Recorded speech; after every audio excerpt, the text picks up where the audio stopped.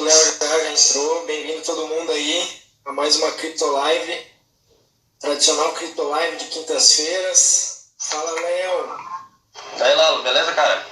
Tudo bem, cara? Bem-vindo mais uma vez, cara. Agradecer em nome da Escola Cripto aí pela sua prontidão e estar sempre atendendo aí o nosso chamado para estar trocando uma ideia e compartilhando esse conteúdo aí que você tem, que é vasto, né, cara? Você já sabe que você já pode pedir música no Fantástico hoje, né? A terceira vinda, né?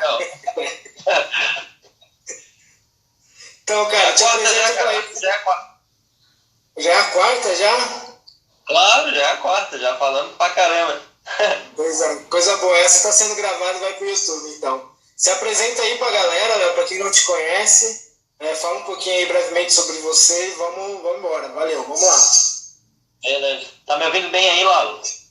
Tô ouvindo bem. Beleza, então. Eu ia botar o fone, mas então não precisa. Então, galera, meu nome é Leonardo. Eu comecei a me interessar por Bitcoin em 2017, como a última leva aí de bitcoinheiros. E principalmente por causa da especulação, né? Na esperança de ficar milionário um dia. Daí eu comecei a pesquisar. Eu comecei a pesquisar, cara, e eu achei muito interessante. Tanto, lógico, a parte de perspectiva de ganhar dinheiro, né? E como a parte fundamentalista, a parte tecnológica, assim, né? E econômica também. Claro que no momento de bolha, né? O que brilha os olhinhos é o dinheiro. Mas eu fui atrás de um conteúdo interessante. Eu era professor de inglês, hoje sou tradutor. E a gente tem um acesso melhor, né? Porque tem muita coisa em inglês, tem pouca coisa em português. E eu comecei a ver documentários, ver artigos. E comecei a entender um pouco da tecnologia. Até porque eu sempre fui um péssimo trader, não sou um bom especulador. Eu estou aprendendo aos pouquinhos. E também tomei várias pauladas, né? Em 2017, 2018. E geralmente é assim, né, cara? Quando tu toma paulada no mercado, ou tu desiste, ou tu aprende e vê o que tá acontecendo, né? Só que eu reconheci que assim, não, eu não sou um bom trader, cara. Eu vou concentrar na parte que eu tenho melhor competência, cara, que é investigar a história, investigar um pouco da tecnologia, apesar de eu não ser da área de TI, não ser muito entendido em tecnologia, em computação e coisa e tal. Mas eu me interesso por economia também. Então eu comecei a buscar esses artigos e vi ali, cara, que é muito interessante, muito além daquela superficialidade da especulação, né? Daí, cara, eu comecei a ler livros, encontrei alguns livros na internet, o livro do Antonopoulos, é um baita de um livro, o livro do Urit, né, que tem em português, outros livros também, de 2014, um pouco mais antigos até. E, cara, foi surgindo ideia, foi surgindo coisa para traduzir, para estudar. Daí, em 2018, eu conheci o canal do Felipe, o Bitnada, acompanhava o canal dele bastante e tal. E no começo de 2019, ele resolveu abrir um portal de notícias, né? E eu bem metido fui lá e me escalei lá, cara, eu faço tradução, tenho alguns trabalhos aí traduzidos, se tu quiser eu posso ajudar, posso postar alguma coisa, a gente pode fazer alguma coisa. E ele se interessou e eu comecei a traduzir, a postar essas traduções, né? Como que eu fiz? Eu peguei, na verdade a ideia das traduções, eu comecei com Criptologia, que hoje é o Cypherpunks BR, do Avelino. Uhum. E lá ele tem um repositório de artigos traduzidos que a galera traduz voluntariamente, né? E eu vi aqueles artigos, eu já conhecia alguns, eu já conhecia a maioria da fonte daqueles artigos, que é o Nakamoto Institute, que é um baita de um site, nakamotoinstitute.org. E, cara, ali tem uns trabalhos sensacionais. E quando tu começa a ler aquilo, tu percebe que tem muita coisa antes do Bitcoin, entendeu? Que culminou com a criação do Bitcoin.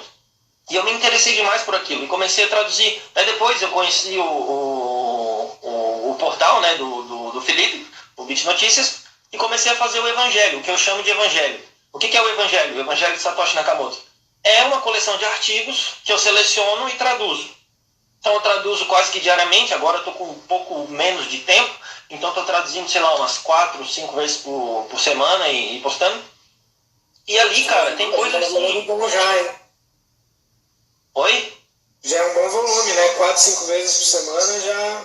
Ah, sim, cara. Pô, eu tenho ali, eu acho que tô no 33º artigo, sabe? É bastante coisa. Tem artigo grande, velho. O primeiro artigo que eu traduzi, inclusive, falava sobre a origem do dinheiro. É o Shelling Out, do Nick Szabo. Cara, e é absurdo o artigo. Assim, tu entende exatamente por que o dinheiro surgiu. E são coisas que a maioria das pessoas não entende, não sabe. Por que surgiu o dinheiro, entendeu? É um tema interessantíssimo, cara. A gente tem que conversar sobre isso ainda. E esse foi o primeiro artigo que eu traduzi, que eu postei no Evangelho. A galera meio que gostou e eu continuei fazendo esse trabalho, aprendendo também junto, e foi isso aí.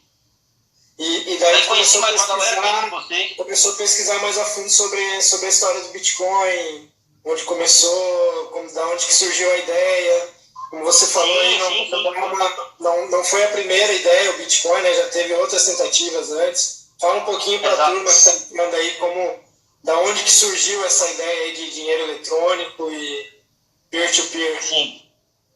Então, o que eu faço? Eu faço uma regressão mais ou menos na história, né? A gente pode regredir, cara, para milhares de anos atrás, cara. A gente pode falar da origem da criptografia e da origem do dinheiro. Muito interessante, sensacional. Mas eu parto, o meu ponto de partida é ali no final da década de 70, na verdade. Por quê? Ali é basicamente o desenvolvimento da internet. O Bitcoin, como eu costumo dizer, ele é a evolução da internet, cara. Sabe? Ele tem tudo a ver com a história da internet. E não é um Big Bang que surgiu na cabeça do cara, não desceu um espírito e fez ele escrever um código, sabe? É mais de 40 anos de pesquisa, de demanda e de desenvolvimento. Eu tenho um timelinezinho aqui, eu vou até postar lá na Escola Cripto depois. E que, por exemplo, o ponto de partida nesse timelinezinho é em 73, né, com a apresentação do protocolo TCP/IP, né, que a gente usa hoje em absolutamente tudo na internet. Ninguém sabe dizer como funciona essa porra, mas todo mundo usa, entendeu? É o mesmo lance do Bitcoin, cara. Tu não precisa entender exatamente como funciona, tu precisa saber usar. Só precisa saber como guardar. Exato, tu precisa saber o básico, cara. Tu não precisa saber porra, o hash tal e não sei o que tal. É muito interessante, mas, né, a gente precisa saber usar. Daí, cara, em 76, tô vendo a minha colinha aqui, em 76 surgiu um artigo muito interessante chamado New Directions in Cryptography, Novas Direções em Criptografia. E aí, 76, 78 e 80, estava sendo desenvolvido a criptografia de chave pública. E criptografia de chave pública, que é a criptografia assimétrica, foi um divisor de águas na história da criptografia. Porque, antigamente, para tu mandar uma mensagem, tu tinha que mandar também a senha, né, que tu tem que usar para descriptografar aquela mensagem. Então, através de um canal inseguro, tu manda a mensagem, só que o receptor da mensagem, ele já tem que saber qual senha usar, antigamente, né? Então, uma maneira de chegar a senha lá, tu tinha que ter. A partir da criptografia assimétrica, a criptografia de chave pública, tanto o emissor da mensagem quanto o receptor tem duas senhas, digamos assim. Um endereço, né? E a chave pública e a chave privada. Então, quando eu te mando uma mensagem, tu pode descriptar a mensagem usando a tua chave privada, que é matematicamente relacionada com a chave pública. Entendeu? Então eu não preciso mais mandar uma senha e depois a mensagem. A criptografia de chave pública é um divisor de águas por causa disso. Porque agora tu manda uma mensagem, só aquela pessoa pode ler, entendeu? Ó, o Bit Notícias aí, bem-vindo, cara. Obrigado pela oportunidade de escrever no site de vocês. Tava falando sobre isso agora. E cara, isso abriu um universo de possibilidades, né? No mundo da computação, principalmente, porque a criptografia já estava bem imersa na computação, né? Já era quase que base da computação. Aí, cara, através da criptografia de chave pública, o universo se abriu de possibilidades. E um cara enxergou mais ou menos esse universo. Quem era esse cara? Esse cara era o David Shaw. É o David Shaw, né? Ele tá vivo. E ele... Olha o Doug. Daí, Doug. Boa noite. Daí, o que aconteceu? Esse cara percebeu que a criptografia de chave pública e outras ferramentas criptográficas poderiam ser usadas em muitas coisas, muitas coisas. E ele desenvolveu algumas ferramentas para usar nesses usos. Ou seja, um desses usos era a criptografia financeira, né? Era o dinheiro digital. E o David Shaw, que é um matemático brilhante, foi o inventor do primeiro dinheiro digital. Eu considero ele o avô do Bitcoin, porque ele fez a primeira moeda digital do mundo. Mas ele era um cara que... Ele não era que nem os cypherpunks, que são os criadores do Bitcoin, né? Ele não era um cara anarquista ou um cara libertário, ele não tinha esse viés ideológico assim, né? Ele queria, na verdade, aumentar a privacidade do comprador online, né? E diminuir os custos de transação. E ele que ofereceu essa solução dele, o eCash, que depois virou uma empresa, a DigiCash, para empresas, para grandes corporações, para governos. Conseguiu vendeu para o governo da Holanda, se não me engano, negociou com a Microsoft, e foi a primeira tentativa e quase que chegou no mainstream, cara, quase que deu certo. Não deu certo porque foi sabotado por bancos, por grandes bancos. A empresa dele foi tomada dele, né? E, enfim, é uma história longa, não vale a pena a gente se alongar nela. Mas, enfim, ele foi um cara que inventou ferramentas criptográficas importantíssimas. A partir dessas ferramentas, ou seja, ele falhou, né, na tentativa dele de fazer um dinheiro digital. Só que essa falha meio que pavimentou... Isso em 1976, né? Não. O DigiCash, o David Shaw já era um pouquinho mais na frente. Deixa eu ver aqui onde que ele está no timeline aqui. Em 88, 89. Então, já era final da década de 80, né? Então, assim, essa falha dele meio que pavimentou o caminho para outras tentativas. E assim, cara, surgiu um grupo de entusiastas, que são os cypherpunks, entusiastas da criptografia, da privacidade, enfim. E eles tinham um viés ideológico muito mais libertário, muito mais anarquista, na verdade. Eles eram anarquistas. E eles entendiam que a anarquia era impossível, praticamente impossível, tu ter um território anárquico no mundo real, né? E se tu proteger com criptografia forte, só acessa quem pode acessar, quem quer acessar, né? Quem quer participar. E eles começaram a fazer ferramentas e tecnologia, desenvolver tecnologia e código, né? Cypherpunk se escreve em código, é um mantra cypherpunk, para tornar isso possível. Dinheiro digital, contrato smart contracts, né? Contrato inteligente, auditoria confidencial, computação distribuída, tudo que a gente vê no Bitcoin os caras inventaram, entendeu? Então, muitas outras coisas eles fizeram também, que a gente vê na internet que não tem relação com o dinheiro. Por exemplo, hoje tem, mas antes não tinha. O BitTorrent, né? O Tor, o Wikileaks, o Pretty Privacy, o PGP, o SSL, enfim. Por exemplo, e na época, isso no final da década de 80, início da década de 90, criptografia, cara, era munição de guerra, entendeu? Era considerado munição de guerra. Alguns países no mundo ainda consideram. Mas nos Estados Unidos era munição de guerra.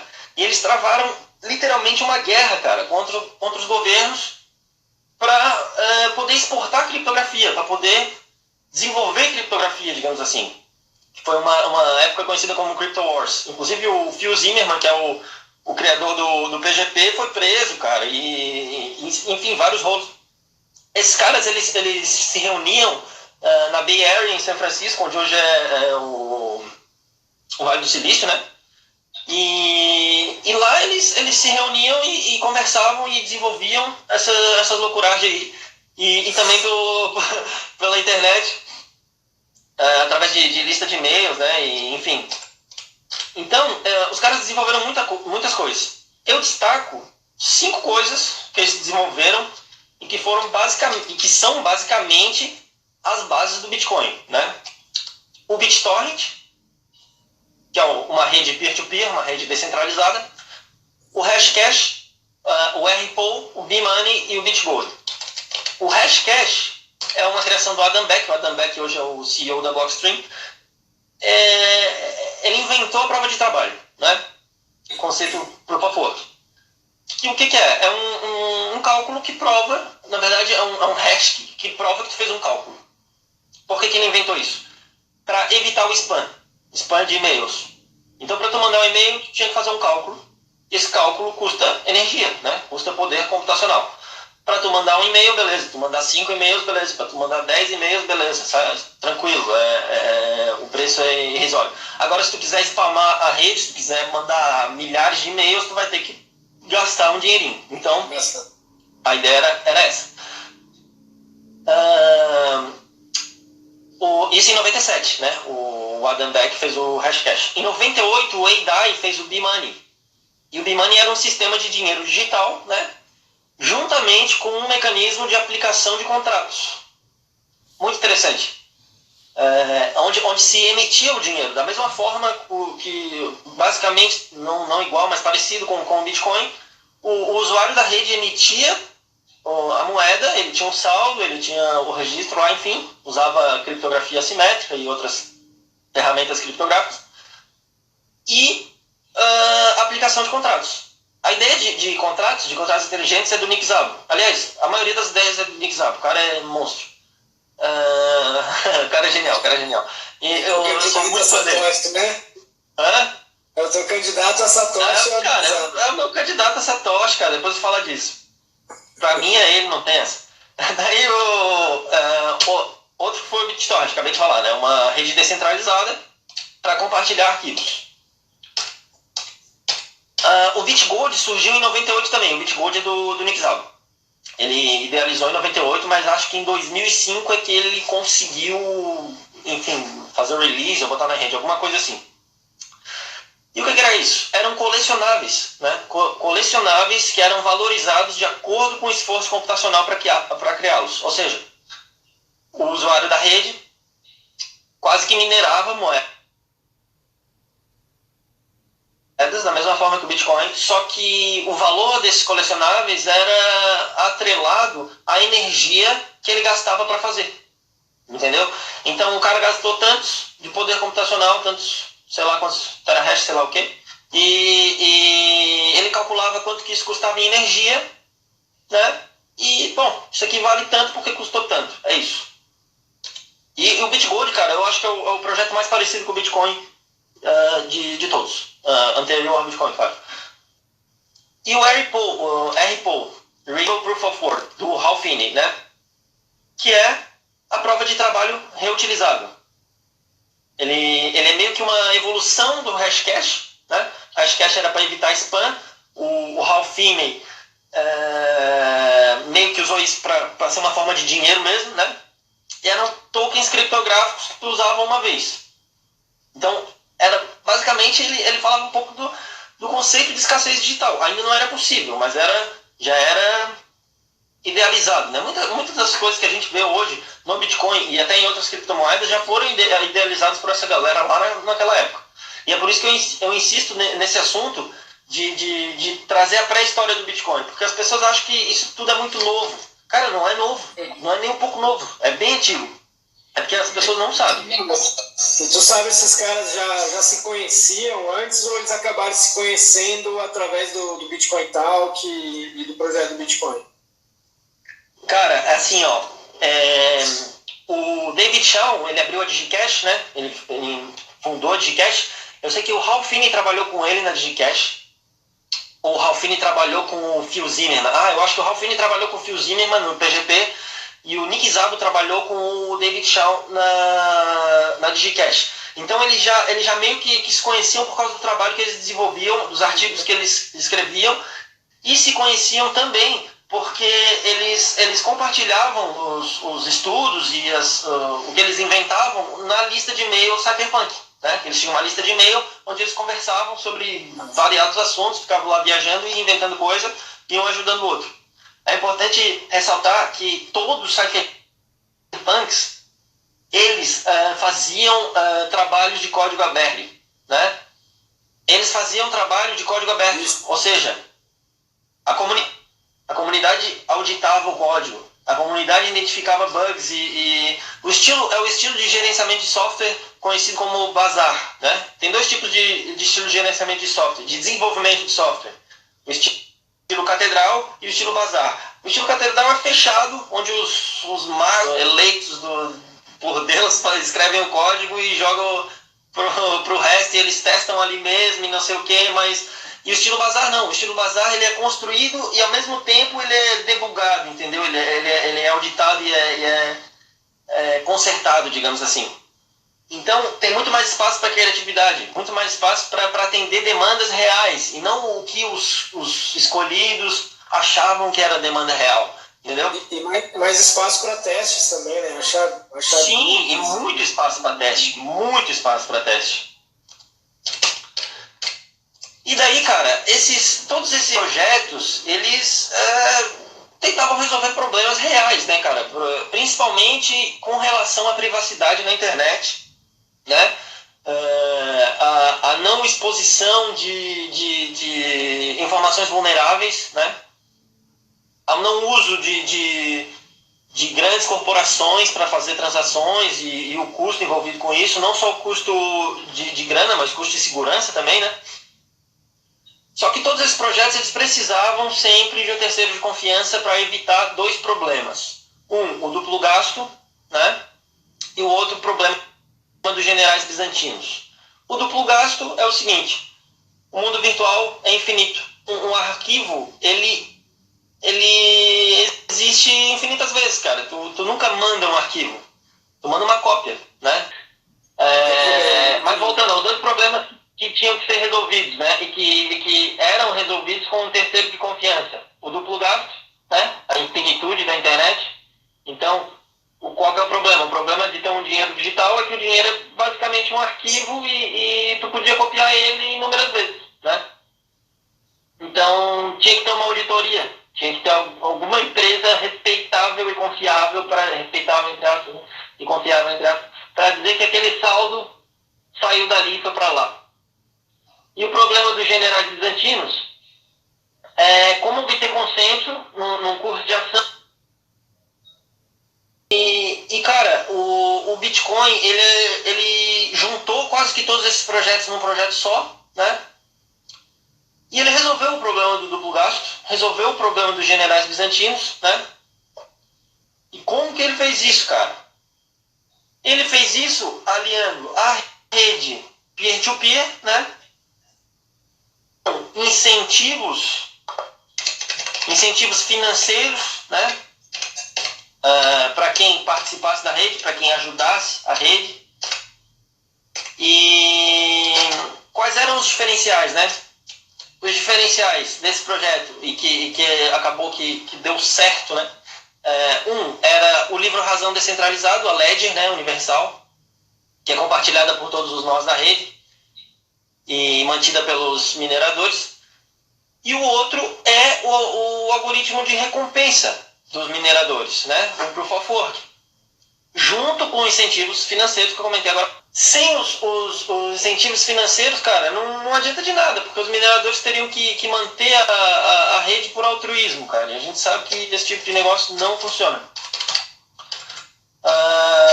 Então, ainda tinha um problema, né? Tendo esse sistema de recompensa e tendo o livro Razão distribuído e a rede peer-to-peer, o Satoshi ainda teve que pensar em criar uma sensação de valor nos bitcoins, né? E essa sensação de valor é a dinâmica de oferta e demanda, né?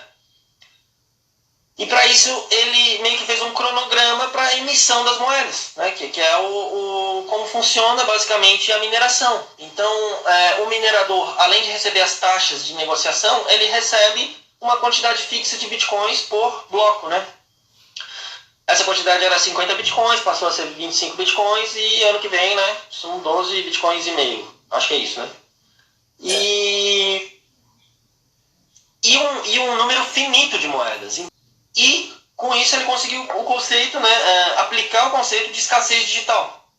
Porque cada moeda é um certificado, uma assinatura, essa assinatura está numa cadeia de assinaturas, protegida do resto, toda aquela coisa toda que a gente descobre aí vendo no YouTube. Mas o que é muito interessante é que, assim, uma coisa que me confundia bastante é que eu pensava, e bastante gente pensa, que o Bitcoin é deflacionário. O Bitcoin não é deflacionário. O Bitcoin é desinflacionário. Esse é um termo que eu peguei emprestado, desinflacionário. Por quê? Deflacionário seria se tivesse deflação. Por quê? Porque ele tem uma inflação conhecida e que vai reduzindo a cada 4 anos, certo? Ele inflaciona, porque ele vai sendo emitido moedas todos os dias, certo? Certo. Só que a gente conhece essa inflação e a gente pode se preparar para ela. Essa é a grande diferença. Deflacionário, ele pode ser, mas não por causa que ele é programado para ser. Ele é deflacionário porque as pessoas não sabem lidar com seus bitcoins e muitas pessoas perdem seus bitcoins. Muitas pessoas já perderam seus bitcoins. Existem projetos que queimam bitcoins, né? Por isso ele pode ser deflacionário. E isso é interessante, isso é bem interessante. E daí tá, cara, ele juntou todos esses conceitos, essas ferramentas e resolveu criar uma moeda. E, cara, ele soltou esse projeto aí em 2008, no meio de uma crise sem precedentes, né? Uma crise imobiliária, uma crise que, para mim, basicamente começa na década de 70, né? Com o choque Nixon, onde eles deslastreiam o dólar do ouro, né? Tiram a conversibilidade do dólar em ouro e deixam as moedas floating freely, deixam elas flutuando livremente. O Deus dará. Tem gente que acha que o dólar tem lastro, tem gente que acha que o real tem lastro, né? E argumenta que o Bitcoin é ruim porque não tem lastro. O lastro do dólar é o topete do Trump. Exatamente.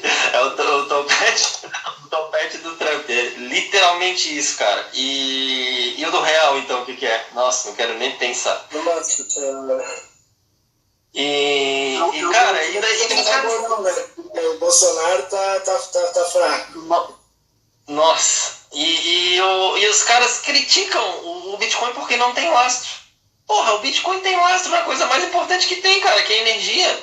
Entendeu? O Bitcoin tem um custo para ser feito e ele tem que honrar esse custo, entende? E a moedinha de papel, daqui a pouco o custo de fazer a moedinha de papel vai passar o valor dela, cara. Vocês esperem que vocês vão ver. Com certeza. E daí tá, ele fez isso daí em 2008, jogou lá na lista de e-mail lá, né, dos doidão cyberpunk e tal. E ninguém deu muita bola, cara. Então, e o cara jogou lá essa ideia, né, um novo sistema de dinheiro digital sem intermediários, e ninguém deu muita bola porque era um sonho antigo, o governo sempre se metia ou corporações e descontinuavam os projetos, sempre tinha uma figura que pudesse ser perseguida ou corrompida ou extorquida, enfim, e esse era o diferencial do Satoshi, que ele é anônimo, ninguém sabe quem ele é, ou eles, né, ou elas, ou ela.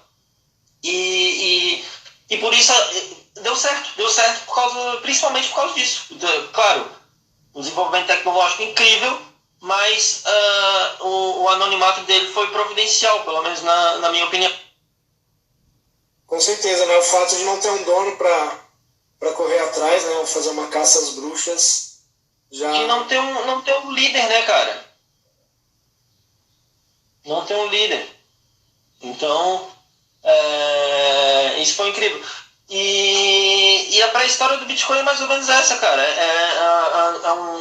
É muito desenvolvimento de vários projetos, vários artigos, vários temas abordados, né? Pô, economia e computação distribuída, e criptografia, e teoria dos jogos. Tentativa e erro, né?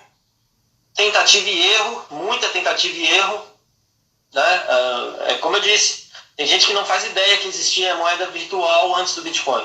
E não foi só uma, duas ou três, foram centenas.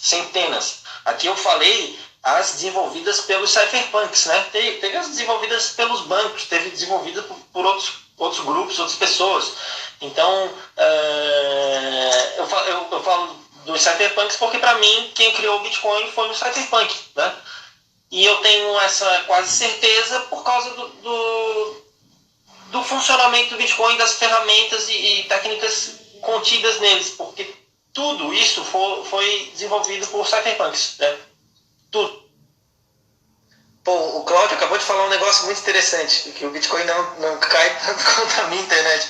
O Bitcoin não cai nunca, cara. Não é que ele não cai tanto, não. Ele não cai nunca. Isso era impensável, entendeu? Isso era impensável. Uma empresa um servidor que não caísse absolutamente nunca.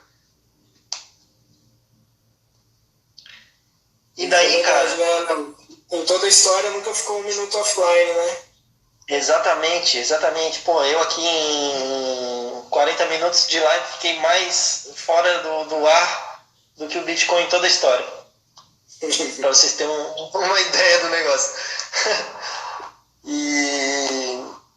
E cara, e daí a partir ali de 2008 e daí do release do Bitcoin, né, e todo essa rede enorme de voluntários que se formou a partir disso. Claro que no começo era era o Ralph Finney, né, era o Ralph Finney e o Satoshi, né, e depois foi chegando mais gente, enfim, é uma história longa até.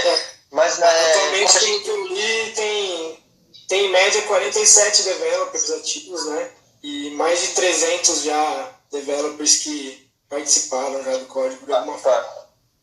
Sim, e cara, assim, e o Satoshi, por exemplo, ele saiu de cena quando ele soube que o Gavin Anderson, que foi um dos primeiros e mais importantes developers, estava conversando com a FBI, né? Ele soube que o Gavin estava conversando com a FBI e ele sumiu. E também, quando a Wikileaks perdeu as contas lá, né, dos bancos, o Assange ele pensou em receber bitcoins. Antes de ele aceitar bitcoins lá em 2014, acho que em 2011, ele falou que poderia aceitar bitcoins. E o Satoshi foi contra. Ele falou, cara, em qualquer momento isso seria interessante, mas não agora. Agora os caras estão mexendo no vespeiro e as vespas vão vir atrás da gente, cara. E aí o Satoshi sumiu.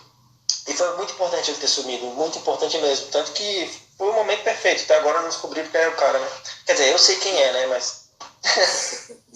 Até dizem que a coisa mais importante que o Satoshi criou foi o Bitcoin, e a segunda coisa mais importante que ele fez foi sumir, né?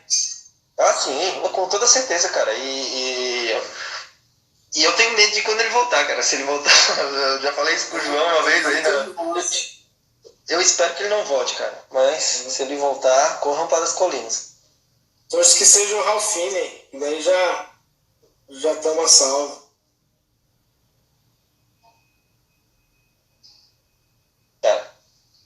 Cara, tem uns 10 minutos, 11 minutos. Ah, então beleza. 10, 11 minutos. Como eu falei antes, cara, pra mim o Satoshi é um cypherpunk, certo? É um cypherpunk por causa dos trabalhos que foram desenvolvidos pelos cypherpunks. E dos trabalhos desenvolvidos pelos cypherpunks, para mim os mais relacionados com o Bitcoin são os trabalhos do Nick Szabo, né? O Nick Szabo, ele desenvolveu o conceito de smart contract, ele desenvolveu o conceito de computação distribuída, ele desenvolveu o conceito de auditoria confidencial, ele desenvolveu o conceito de Digital Bearer Certificate, que é o certificado digital ao portador, que basicamente é um item colecionável virtual. Ele estudou sobre a origem do dinheiro. Então, basicamente, tudo que existe no Bitcoin foi ele fez alguma coisa sobre, entende? Ou ele escreveu um artigo, ou ele desenvolveu uma ferramenta, ou alguma tecnologia, ou alguma coisa assim. Por isso eu acho que é o Nick Szabo, né? Se for uma pessoa, claro. Pode ser um grupo de pessoas, né? Muita gente fala do Ralph Finney, do Wei Dai. Acho que pode ser, claro. E o paquistanês lá que falou esses dias que é ele. Tá doido, cara. Aquilo ali era um scam tremendo. Cara, tu entra no site do cara, a primeira coisa que ele te pede é um e-mail, né? Até numerologia ele usou para explicar as coisas. Newsletter que descubra quem foi Satoshi, né? Então, porra. Ele contou uma historinha bonita. Só que ele perdeu a private key dos 1 milhão de Bitcoin. Sim, claro, porque, né? O cara. A gente criou e ele não sabia dos perigos que ele corria, né? E isso é interessante, cara, porque assim, a gente só vai ter a certeza, é lógico, o dia que o Satoshi assinar uma mensagem, né? Ou uma transação com a carteira dele, com as carteiras deles, que a gente conhece, né? Que as pessoas seguem interminavelmente esperando a volta dele, do Messias, ou uma mensagem. Aí, meu amigo. Cara, daí é o seguinte, claro, vai depender do tamanho da rede, do tamanho da capitalização de mercado. Talvez num futuro muito distante a gente tenha tanto dinheiro circulando em Bitcoin, tantos, né, Bitcoin circulando, que seja relevante. Mas eu acho que se fosse agora, por exemplo, cara, ia ser um caos, velho. Ia ser um caos. Ia romper os 3K direto. Oi? Ia romper os 3K direto, num tiro só. Ah, cara, ia ser uma loucura, ia ser uma bela oportunidade de compra. Não sei também, né? Especulação nossa, né, Léo? Não sabemos também. Ah, claro, lógico. Lógico, a gente tá falando aqui. Depende da ocasião, né? Pode acontecer qualquer coisa, né? Mas eu acho que ia ser engraçado, cara. No mínimo. Não. Ou não. E de pergunta lá, assim, pergunta aí que eu não consigo ver. Pô, cara, eu não sei porque estava caindo aqui, você voltou e fechou o box de perguntas tá vazio, cara, mas tinha umas perguntas assim. Então, na sua opinião, pra gente resumir para quem tá entrando agora, Satoshi Nakamoto é Nick Szabo e Craig Tosh, o paquistanês, são tudo fraude. Tudo fake, cara. Tudo fake Tosh 1, fake Tosh 2. E, enfim, esses caras aí querem uma casquinha ali de seguidores pra ganhar uma grana em cima da galera, né? Coisa E o que tu acha da Libra, Léo? Acho que eu nunca te perguntei. O que você acha da Libra? Cara, a Libra é o dinheiro das corporações, cara. Pode ser positivo pro Bitcoin, mas, cara, é uma cesta de ativos de boa reputação. Esse negócio de boa reputação não me entra muito bem, sabe? Boa reputação pra quem, cara? Entendeu? Então colocar... Na verdade, o que eu acho da Libra, em poucas palavras, eu acho que é um baita de um cartel, cara. O maior cartel da história. Mais ou menos isso. É isso que eu acho da Libra. Só que pode abrir portas para adoção em massa de criptomoedas, certo? Então, as pessoas podem conhecer a Libra e a partir da Libra ver, não, peraí, cara, isso aqui é uma moeda estatal. Só que não é do Estado, é de várias corporações. É um Estado alternativo e ainda assim é controlado por corporações. Sai do papel? Oi? Tu acha que ela sai do papel, tendo tanta corporação para os governos atacarem? Eu acho que ela sai do papel. Eu acho que ela sai do papel, mas ela sai do papel apenas em alguns locais, cara. Não vai ser uma moeda global, porque em vários locais do mundo não vai ser permitida e pronto. É isso. Entendeu? Então, a Libra não vai entrar na China, eu acho. A Libra não vai entrar em vários países. Mas nos países que for permitido, ela vai entrar e vai fazer um estrago do caralho, cara. Então, só que pode ser positivo também, claro. Mas é um cartel.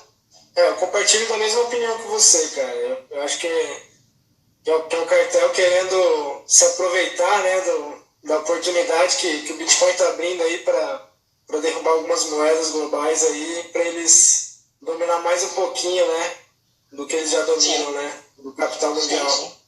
Bom, e não é uma moeda incensurável, não é uma moeda inconfiscável, não é uma moeda descentralizada, é distribuída, não é uma moeda,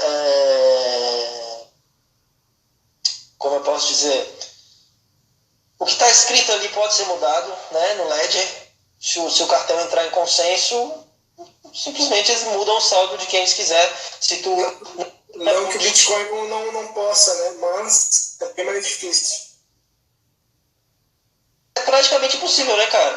Praticamente impossível. O Bitcoin não pode ser censurado, o Bitcoin não pode ser confiscado. Dá pra reescrever a história do Bitcoin? Dá, cara, mas o custo é tão alto que quem é que vai queimar dinheiro assim, cara? Ninguém vai queimar dinheiro assim.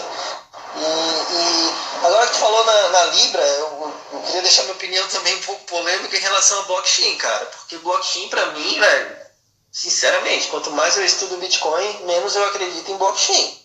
Sabe? Parece um pouco paradoxal, mas não é. É verdade. Cara, blockchain é um nome que o mercado, que as corporações acharam para uma ferramentinha do Bitcoin, entendeu? Pro Ledger. E esse Ledger, por que ele é fodástico? Por que ele vai resolver a fome da África e todos os problemas do mundo? Porque ele é seguro. E por que ele é seguro? Hash Power protegendo ele. Onde é que está esse Hash Power? No Bitcoin, porra. Não está em qualquer projetinho. Não está numa blockchain privada. Não está É a rede mais segura, né, do mundo. É claro, cara. O importante do blockchain é o tamanho. É o tamanho do blockchain. É quantas transações aconteceram. Qual que é o mais antigo? Qual que é o maior? Qual que tem mais mineradores? É o Bitcoin. Isso pode mudar? Pode mudar. Mas quem é o minerador? Ou quem é o investidor que seja, né? Eu não gosto de considerar o Bitcoin como investimento. Para mim não é um investimento, cara. Pode servir como investimento. Mas é uma ferramenta. É uma ferramenta de transferência de riqueza. É isso. E eu gosto de definir também o Bitcoin como um seguro. Para mim é um seguro. É um seguro contra fome, contra corrupção, contra inflação, contra bandidos de terno, né, governantes. Para mim isso é o Bitcoin. É lógico que em alguns lugares, no Brasil, nos Estados Unidos, na Europa, ele serve como um ativo especulativo que dá para ganhar dinheiro e dá para perder dinheiro, beleza. Mas ele cumpre a função dele onde? Nesses lugares? Não. Ele cumpre a função dele na Venezuela, cara. Ele cumpre a função dele na Argentina hoje em dia. Ele cumpre a função dele onde um governo atrapalha a vida das pessoas. Entendeu? Onde um governo destrói uma economia, ou onde um governo evita que os cidadãos gastem os recursos próprios onde ele não quer, entendeu? Onde tem censura, onde tem restrição de ativos, pô. Agora há pouco tempo na Argentina o cidadão argentino não pode comprar mais que 10 mil dólares por mês, entendeu? Olha que absurdo. Pô, o dinheiro do cara... Na Índia teve um banco lá que aquele RFB indiano, lá o Banco Central da Índia, limitou 14 dólares por mês de saque do dinheiro da galera do banco. Então você vê, né? Pô, o dinheiro não é teu.